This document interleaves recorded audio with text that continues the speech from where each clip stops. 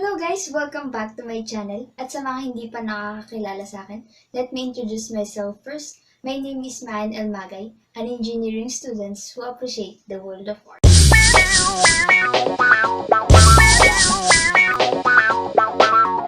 So we are now in time of crisis. The spread of virus are getting worse, and it's sad to think that a lot of bad things are happening. But we should also look at the positive effect of the pandemic on us.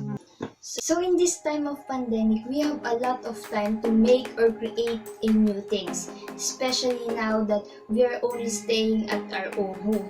So imbes na nakaupo or nanonood lang tayo ng TV, marami tayong pwedeng maisip na useful na gawin at pagkalibangan. Just like recycling some of our household items, these things may not useful in our sight but we can turn them into an art. So tulad na lamang ng mga lumang bagay o lumang gamit na hindi naman natin ginagamit. So imbes na itapon natin, pwede natin siyang i-recycle at gumawa ng bagong bagay mula sa ito. So for today's vlog, we're going to make an art out of scratch and recycled materials. We will be doing a lampshade made of a paper mache. So let's start. So the first one are scratch papers or any papers that you no longer use. So itong ginamit ko, ito yung research paper namin noong ako ay grade 12. At sa dami ng pinrint namin ng kagrupo ko, sayang ang papel kung itatapon lang kaya naitago ko ang mga ito. Next are balloons na may natira noong birthday mo o nung kapatid mo o kung kanino man. Pero kung wala naman kayong balloons, maybe you may use small plastic bags as long as you can pop it after you cover the whole plastic with a scratch papers when it dries. So next is glue and water. First thing that we have to do is to tear these papers into halves or 1/4 because if we attach these papers to the balloons, we will have a hard time if malaki yung papel. So small pieces of paper are better.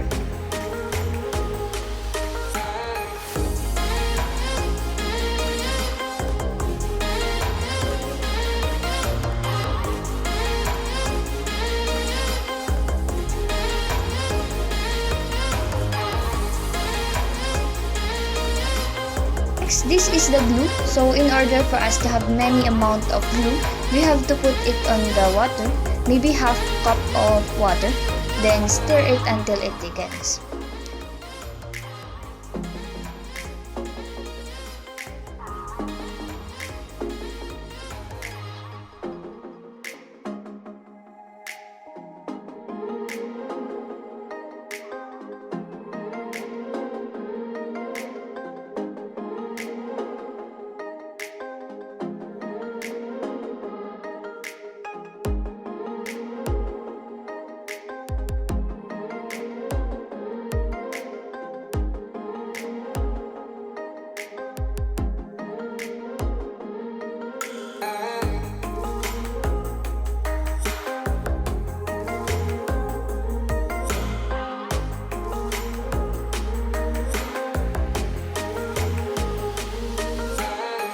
Then after this, we can already start putting the scratch papers to the balloons to form a circle through the use of our glue.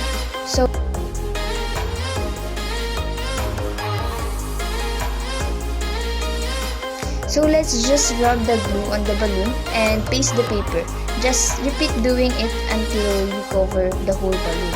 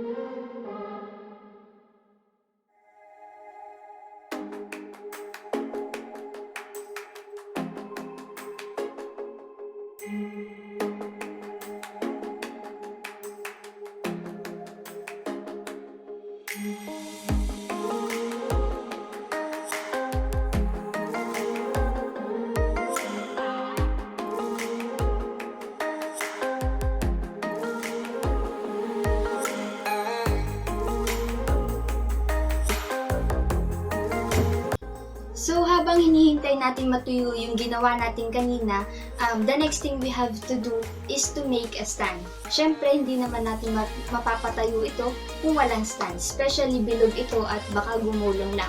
So ano nga bang pwede natin gamitin upang makabuo ng stand na ito? So dito sa bahay namin, marami kami naipon na box ng face mask. So kung mayroon kayong ganito sa bahay nyo, pwede nyo siyang gamitin. And kung wala naman, pwede naman tayong gumamit ng any cardboard. And basta magawa lang natin siyang box katulad ng nito. So, madali lang siyang gawin. Meron lang siyang sukat na 19.5 cm length. Ang kanyang height ay 10 cm. At ang kanyang width ay 10 cm din. So, pangit naman kung ito lang yung nakalagay sa ating stand. Pwede natin siyang pagandahin, pwede natin siyang takluban or decoratean, designan. Pero ako ay prefer na takluban na lang siya ng black paper. So ang materials na ating kakailanganin ay syempre ang box, art papers, 3 kasya na ang 3 art papers, black, scissors, ruler, of course, pencil, and double-sided tape. And syempre, yung ating ilaw. So first, put double-sided tape in every corner of the box. At the top part, sides, rear, and front. Yung base, pwede naman na hindi na.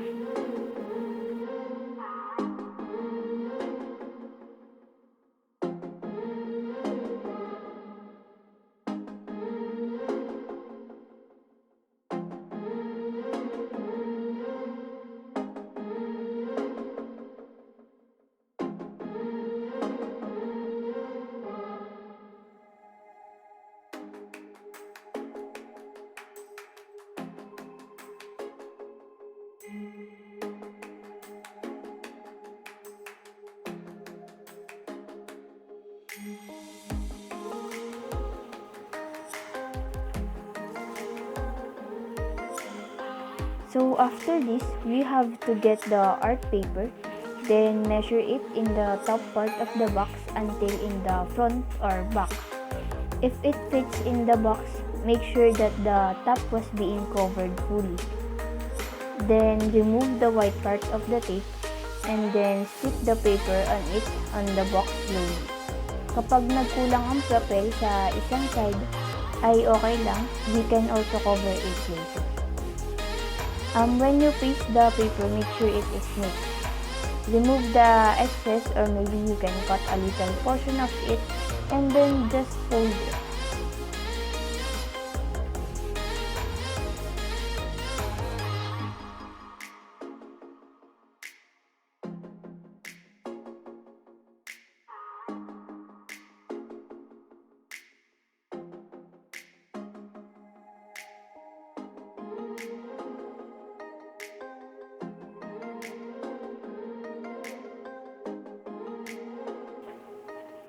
The next thing we have to cover is yung nagkulang na part.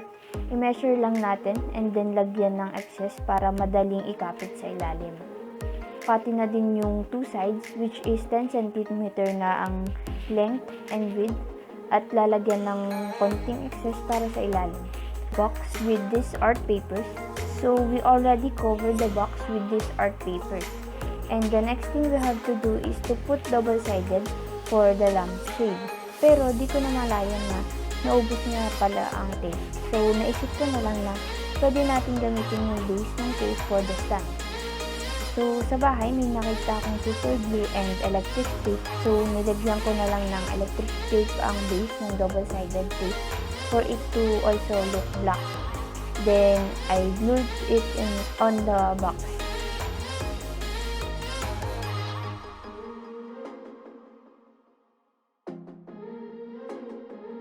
So after 24 hours, here is the paper mache.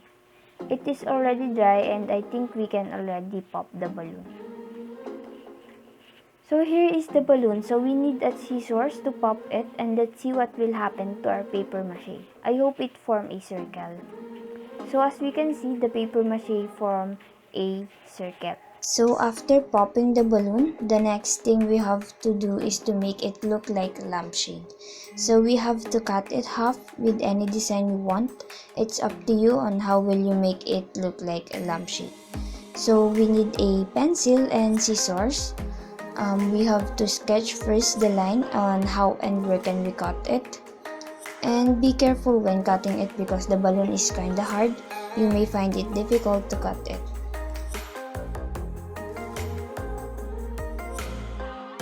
So after cutting it, here is the final shape of our paper mache. The next thing we have to do is to put design or color to the paper mache. You may use any coloring materials you have in your home. If you have color painting, color spray, or anything, you may use them. Here in our house, we don't have any color paintings, but I saw a wood varnish of my father, so I tried to use it, and it turns out to look good. So I painted the whole paper mache. Then wait until it dry, and kapag natuyo na siya, attach it in the stand. So we need glue again to attach it.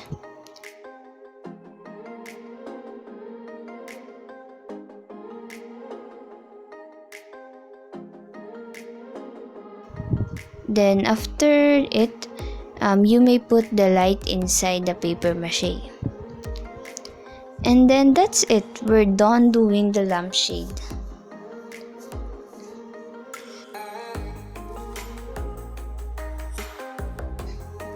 So here is our final output, as you can see here. Ayan.